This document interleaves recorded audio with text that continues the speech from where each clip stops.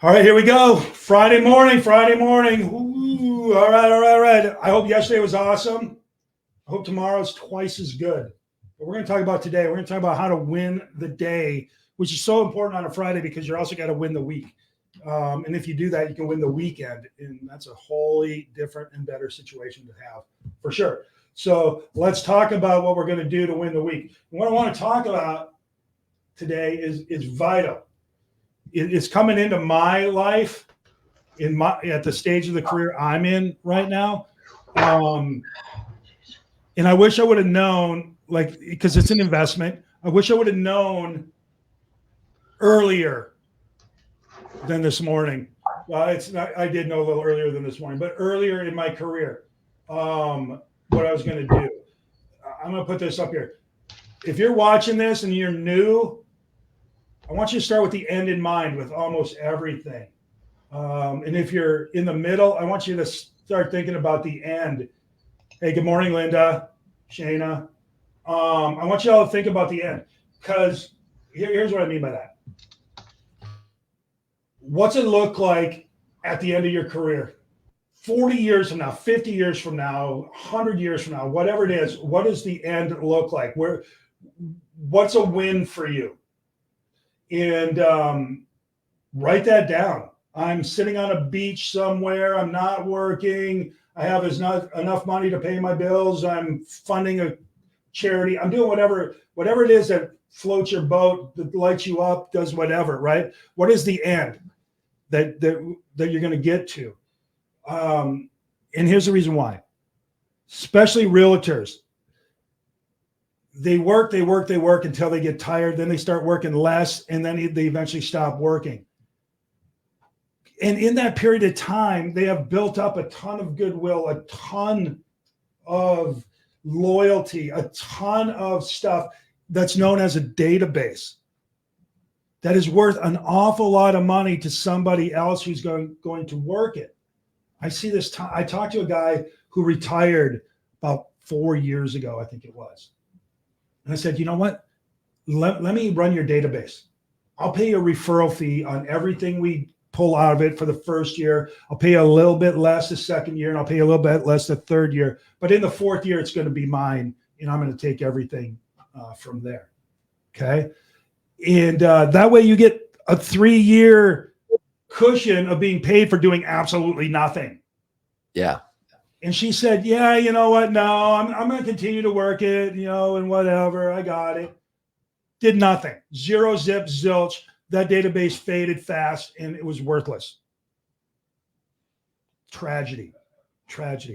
So I want to go back to the beginning. If starting today, whether you're new, whether you're old, whether you're doing whatever, start thinking about how you're going to end this thing and what you're going to have at the end, and then how you're going to sell your business.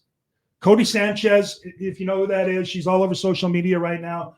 She's making a name for herself with all these baby boomers that are closing down their businesses and just closing down rather than selling them. They're just letting them die, which is sad and tragic on the selling side and all those people who would love to own a business side. And because there are buyers out there, and you can set it up in a way that works. So here, let's just talk about it. When you start, you're new, you're busting ass, you're learning the subdivisions, the neighborhoods, you're doing the previewing, you're doing all that, you're learning the stuff, you're introducing yourself to your people, your tribe, your audience, right? That takes a few years, maybe several years of consistent, regular, ongoing. You'll never get done if you don't do it consistently. It just doesn't work that way. You got to do it over and over for it to have any lasting impact. But when you do, magic occurs. So that's your first phase of your career. You just got to do it. And then the second phase is you start building this tribe. And they start following you, listening to you, and working with you, and waiting in line to work with you, all that stuff, because you're building up this credibility, this loyalty, this goodwill. Yeah. And then you get to the third phase, and this is when you're starting to slow down. But you have this big room that likes who you are and they're referring people to you and you got them, but you're starting to reach out to them less and less because you're getting tired, and they're starting to listen to you less and less because you're not there, and they're tired. They're not willing to work to find you, right?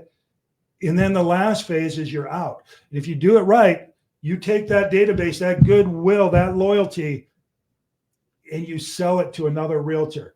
They get the opportunity to step in and say that they work with John Moran and we will be helping you now. So you go from I to we, or you go from we to I is basically the way this is going. Hey, Jesse.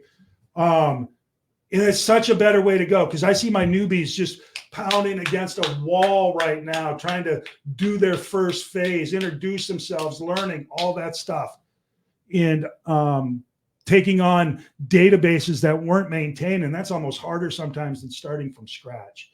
Yeah. And it's tragic because that database was good. It was a beautiful yard, and now it's full of weeds and crap. You know, it might be better just get a rototiller and just dig it all up.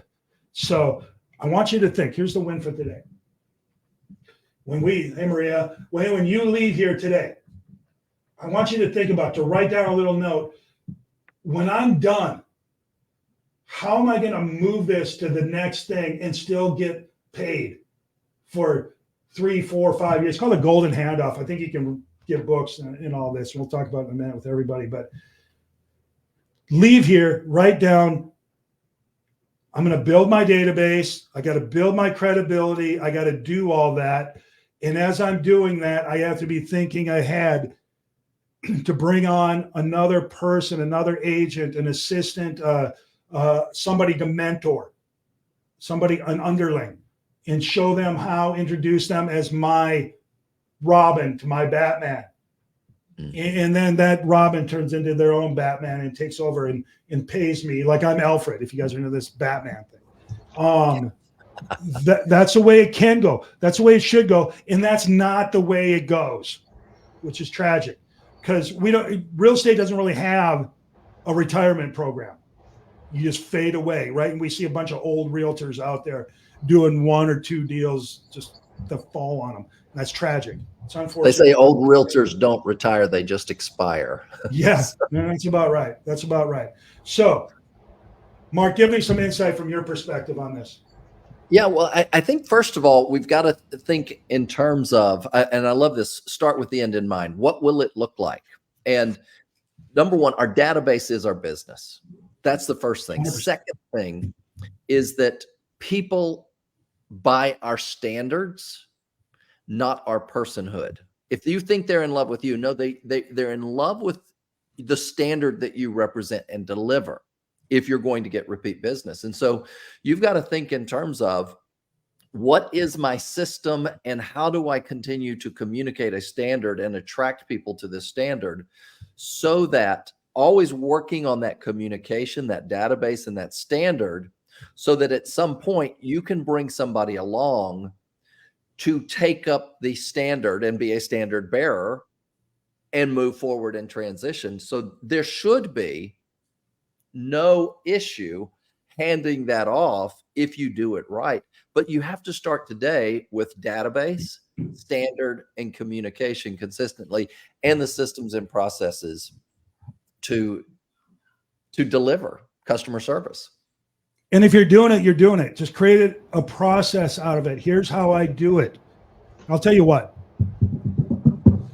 I've noticed this because we've had a nice run for a while now.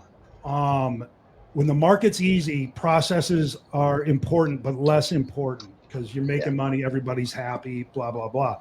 But now that the market's harder, if you don't have processes in place that you can lean on, it's disaster. It's a little bit of a disaster even with processes. But just simply look at how you're doing business. If you're happy with the way you're doing it, what's your process? Write it down. Go in Google Forms. I don't care, whatever it is. Just put an outline. Here's the way this works. Now you got a process. You can turn that into a manual after a while. Okay. But do it. Don't say you're going to do it. Actually do it. And then you start adding to this thing, and you're going to have this manual. And then when you go to sell this thing, you say, here's my manual. Here's my database. Look at, you can see how many times I contact them, my interaction. Here's the contacts. Here's the everything, right? Well, and John, what you business. do with that database is once you've got it in and once you have your system, start with any system. And then what you do is you do what I call the A/B horse race. Is you pull out a segment and you say, okay, I'm going to tweak one thing to see which gets the better response. And you go, all right, that was a worse response. Going to go back. I'm going to test something. And you're always testing in that until you've got it dialed in, and you're following a flow with that. Now you have a business to sell, because if all you've got is the database without a system, it's not handoffable. I mean, it's somebody else is going to have to kind of get in there and give chest compressions because it's not alive. Julie, you've been doing this for a minute. What's your take on this? So the book that you're referring to is called The Golden Handoff by Nick Crowder. And I've actually spoken with him. And he has a whole system outlined for anyone who just wants to, figure out the system and read the book and do it now, like, John's saying, do it now. But one of the things that I've done my whole career is keep track of and I don't call it my database. I use the word database with everyone else because otherwise you don't know I'm talking about it. But I call it my community of relationships, my COR, because a database has no value. A phone book is a database. If you don't have relationship with people, there's nothing to hand off. If you hand off, 1,000 names to another realtor, and they start calling and they say, Julie Morris was, has given me your name, and here's, what I'm trying to do. I want to take over this database, but you have to follow a script. And the first thing that you do, if you really want to hand your database off, is for the first 6 months to a year, you have that person alongside you. Yeah. And you make the calls with each other. You have events. So I have 2 events minimum a year where I invite everyone, literally everyone, including service providers, to, I call it my Mother's Day Rose event. And we have a Santa event in November where we have a professional photographer at each event, and people come and get their pictures taken. And we give out pies at the Santa event and a dozen roses at the Mother's Day. But that brings everyone together. They get to know each other. They talk about you. But you bring the person that you're mentoring there to meet everyone then, and then you follow up with phone calls and slowly hand it off to them. And then, as John said, the first year you get a 25% referral and you're involved. And then second year, 20%, third year, 15%, whatever that looks like. It can be anything you want. But that way, you're going to have much higher success. And you want whoever you hand your database off to be successful. So you have to set that process up, not just your processes of how you work, but like John said, how frequently do you contact them? And it's not just email and text. How many face-to-face communications do you have? How many voice-to-voice? It's got to be alive. It's not a bunch of texts and emails. Think about yourself. Somebody says, hey, you want to buy my database? You'd be like, maybe, but what do you got there? Well, here's a bunch of names. I got those names. Here's a bunch of phone numbers. Okay, you got a few more phone numbers than I have. Here's some emails. Okay, maybe you got some emails I don't have. And here's a bunch of correspondence where they talk about me and I'm talking with them. I can tell you where they're at in the ownership cycle, if they're a buyer, a seller, a holder, and what's going to cause them to move, what their triggers are. I don't have that. Yeah. I don't have that. You know what else you don't have? You don't have me. But if you buy my business, you'll have me as your guide until we trade off. And I won't hand off until you've proven yourself to our audience. And let's talk about this for a minute. Database, she's right. Database is a collection of data that anyone can get. Right? Think of it. Where I'm going with social media and everything now is an audience. You want to build an audience, a fan group, right? Maybe that audience of fans, maybe audience even isn't enough. People who casually end up where you're at. Well, that could be an audience. Yeah, you want fans that are going to hear you're somebody somewhere. They're going to come travel to see it, hear, or buy, or whatever. You got to create an audience of fans. And the way you do that is by consistently talking to them. But yeah, your database is your business. You want to start with that now. I don't care if you have a database of your mom and your dad and your sister and your brother. That's a start, right? But think of it, you're not going to, this goes back to investing. And we've talked about this. You should buy a property now and let somebody else pay for it, such that in 30 years you own this thing free and clear. Somebody else paid for it and it's throwing off cash. Got it. Start now, right? Your lead gen should start 5 years ago, such that you have all this in the play, and now you're just maintaining, you're not building, or you're still building, but you got a good foundation. Same thing here. Your exit should start today, even though you're not leaving for 10, 15, 20, 30 years. And what I hear this over and over, I'm just going to go and just let it fade when I'm done. So stupid. Don't let it fade. You don't have to, right? So let's start building our database on that. You have to be able to oh, she froze up. Demonstrate. Oh, there she's back. And that. Say it again, Julie. You froze up. Oh, let's let her get back in here, because you think about Ford. Ford has a name, but it's a brand, and they have assembly lines. They have a design department. They built out a system that the heirs of Ford to this very day continue to get paid on it.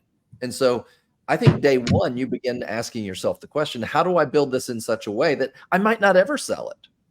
I might not ever hand it off, but I hand it off to my child. I hand it off to a CEO to run my business, so that I'm not just getting 25% over a 3-year period. I now have an operation that's working for me for the next 20 years, and my CEO reports in. Those are possibilities. You may want to totally detangle. It's got to be that good that somebody says, I'll be the CEO of your company. And Julie, you're back. You froze up, so come back in. Well, what I was saying is the value of your database is how much you know about them and how often you contact them and how large it is and how well they know you. If someone calls someone in your database and references your name and they're like, who? That's not value. That's not value. So that's where you build it up. And, like Mark was saying, is you can hand it off in different ways, to a family member, to a friend, and then you can kind of be in the background maybe longer. It's your child, and they have an up and running business. But in order to have something to sell, you need to make it valuable. And if you think about what you're making now, if you're making $100,000 a year right now, and you work 40 hours a week, which isn't a realtor week, but let's just say you're making 50. Your value is $50 an hour. 200 a year, your value is $100 an hour. And you have to look at what that value represents to someone else. Mm-hmm. And, if you're making 400 a year, you're worth $200 an hour. So think about that as you're building your database, and everything that you do, whether it's lead gen, whether it's, face-to-face, voice-to-voice text, whatever it is, the value of the time that you're spending right now and how well that is building your relationship with your database. Okay, let's talk about how to win the day today then. When you get off this call, I want you to think about how you're going to end your career. And hopefully it's not like Thelma and Louise. You're going to actually have something going, right? And because you can, you should. And then just think about what it is you're going to sell. What would I buy? I want an audience of fans that I can say I'm with them. I'm the opening act right now, and eventually I'm going to be the act, right? So you're going to have names, phone, email, and then you need the relationship. What does a relationship look like? Two-way communication. Hi, how are you? I'm fine. Oh, yeah, me too. When do you plan on moving? Well, not for a while. Bill's doing this, that, and the other thing. Oh, good. If Bill does do that, is that going to change things? Yeah, that will. Well, can I stay in touch? Yes. All right. Whatever. You got to show some sort of something. So somebody can step in and read the notes and say, oh, hi, I'm John. I work with Jim. He told me that you were going to sell when Bill retires. Looks like Bill's retiring. Are you still thinking about it? And then you walk right into it. But just to call up, hi, I'm with so and so, you lose. You're starting from scratch. Why would I pay for that? Love And it. so many people think, well, I have a great relationship with them. That's really super cool, except you're not the one that's going to be doing the work anymore. We need a good relationship with them. So there has to be a transition period where you work them in. And Right. that transition period is important where you're calling and reaching out together. You might send out a letter or an email saying, hey, we're transitioning. Mark's going to be calling, Yeah.